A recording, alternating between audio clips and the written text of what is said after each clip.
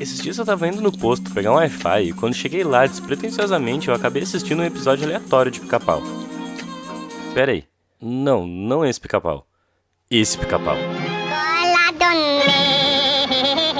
Eu fiquei igualmente impressionado e aterrorizado com o que eu tinha visto e eu precisava saber mais sobre. Minha primeira atitude foi perguntar no nosso grupo de apoiadores se alguém tinha algo de relevante pra falar sobre o Pica-Pau. Eu até costumo fazer isso bastante, e ali mesmo a conversa já rendeu. Então eu chamei o Otávio, depois o John e depois o Leonardo, e o ponto em comum entre o que eles tinham pra dizer, menos o Leonardo só tá aqui porque eu quero divulgar o canal dele mesmo, era o fato de que o personagem nos desenhos mais antigos era um tanto quanto agressivo, digamos assim. E de fato, aquele era um episódio pesado, em vários sentidos. Uma das coisas que o Otávio me falou, por exemplo, é que o Pica-Pau é essencialmente um trickster, um arquétipo, o arquétipo do brincalhão. Transgressor e pregador de peças, o trickster atua como um agente provocador do caos e da incerteza, oferecendo novas possibilidades à medida que perturba aquilo que até então é rígido e cristalizado, e enraizando normas estabelecidas na medida em que expõe a desordem da ausência dessas regras.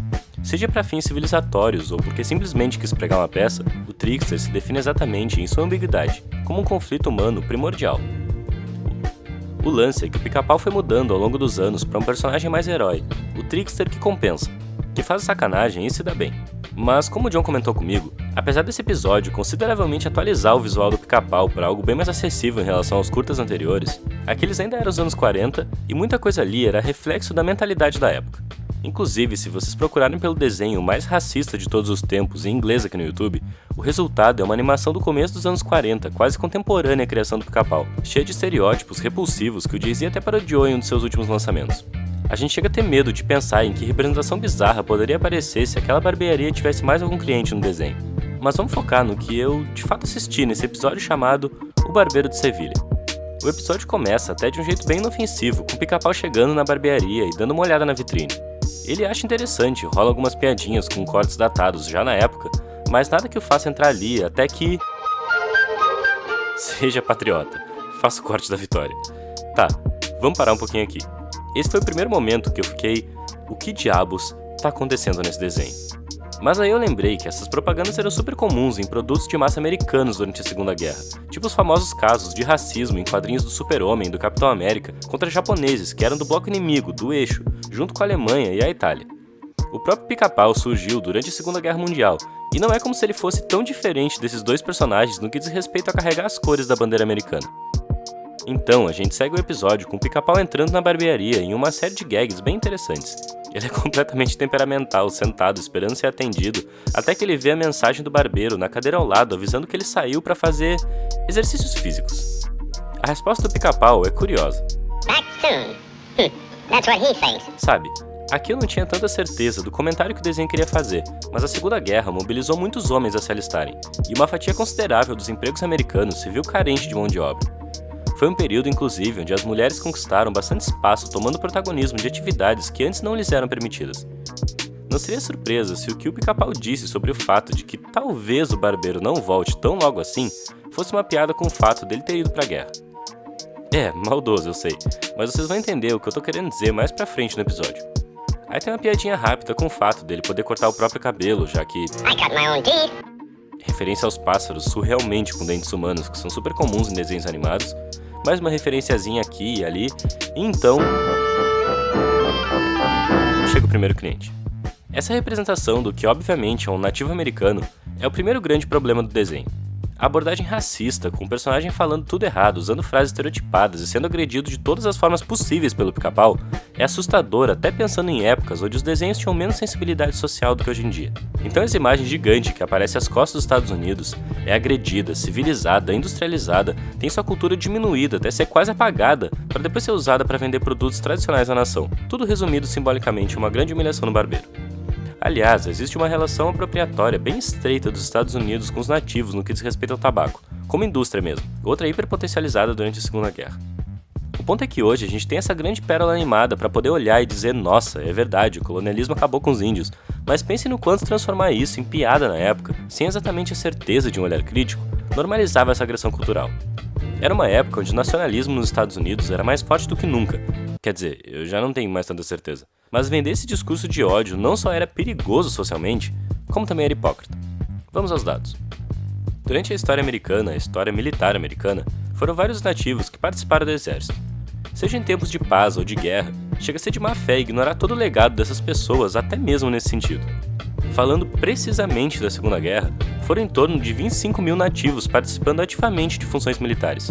Isso representava mais de 1/3 dos homens nativos americanos entre 18 e 50 anos, chegando a corresponder a 70% de algumas tribos. E, diferente dos afro-americanos, eles não serviam em unidades segregadas, apesar de toda a história de genocídio indígena nos Estados Unidos. Na verdade, de alguma forma, essa inclusão também fazia parte de um processo civilizatório oportunista e de uma tendência social pelo menos problemática. O que nos leva ao próximo cliente. Esse cara, com a barba por fazer, com um jeitão meio duro, chega e fala: I want you for to give me the whole works, Figaro. Essa frase aqui, dita por um barbeiro, seria como pedir, em tradução livre, um serviço completo. Cabelo, barba, tudo. Mas traduzindo literalmente, ela também significa algo como: eu quero que você me dê todos os trabalhos. Então, mais um pouco de contexto histórico.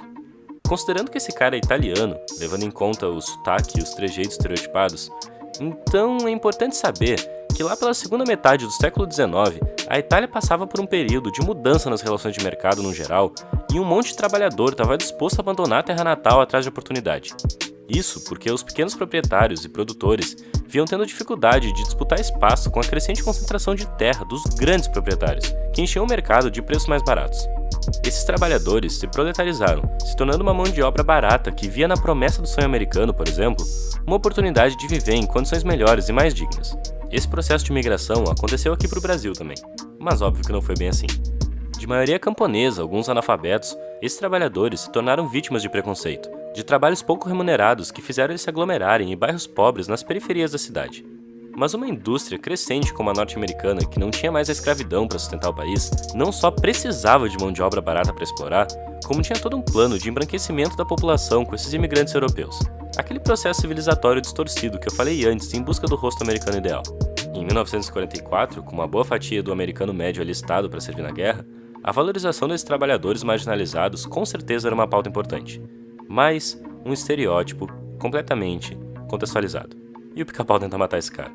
Só que ele faz isso num dos momentos mais incríveis e geniais, não só desse curta, mas provavelmente da história do Pica-Pau. E é quando o título do episódio finalmente faz sentido, já que todas as tentativas de fatiar o cliente são executadas ao embalo de um trecho da ópera O Barbeiro de Sevilha, cantados por ele próprio. A movimentação é fluida, inventiva, as expressões são maravilhosas e apesar da moral completamente problemática dessa sequência, ela é incrível no que diz respeito à animação, ritmo e som. Esse Pica-Pau completamente errado é sim uma das coisas mais icônicas que eu já vi em um desenho desse tipo. E veio antes até da versão dos Looney Tunes do Barbeiro de Sevilha, que é de 1950, mas a influência do uso de ópera foi se tornando cada vez mais forte até culminar no que, essa sim, eu considero a melhor coisa já feita em um desenho. What's Opera Doc, do Chuck Jones. Enfim, definitivamente, esse episódio que eu acabei vendo no posto é um desenho importante. Seja pela parte técnica ou pelo recorte social, é importante. Na verdade ele acaba se dando mal, e pelo desenho perceber tanto essas nuances da sociedade americana, e o Pica-Pau realmente não é o personagem mais aprovável do mundo, eu não sei bem dizer se ele não tinha uma pitada de crítica no final das contas. Uma sátira problemática e distorcida, de uma nação problemática e distorcida, que só funciona plenamente como sátira com devido distanciamento histórico. Na época, provavelmente, mais reafirmou valores em pessoas podadas de senso crítico e empatia social do que fez o mundo olhar para eles.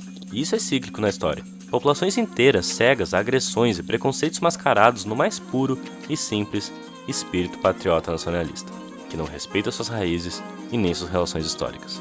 Às vezes, de tão retrógrado e simplório que um discurso consegue ser, parece piada. Uma piada saída de um desenho dos anos 40. Quem dera todos fossem piada. Quem dera fosse.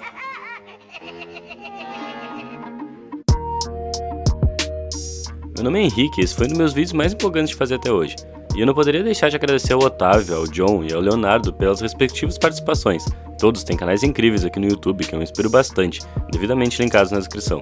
Mas principalmente eu queria agradecer ao William pela ajuda gigante nas gravações. Um abraço também pro pessoal do nosso grupo de apoiadores pela presença de sempre. E aliás, quem quer saber mais sobre o grupo, dá uma lida na descrição, é uma das coisas mais importantes pra gente conseguir manter o canal vivo. Fora isso, bora curtir e compartilhar esse vídeo, que é bem diferente, pra ele também chegar em bastante gente. E se é novo aqui, se inscreve aí pra não perder nada. Forte abraço.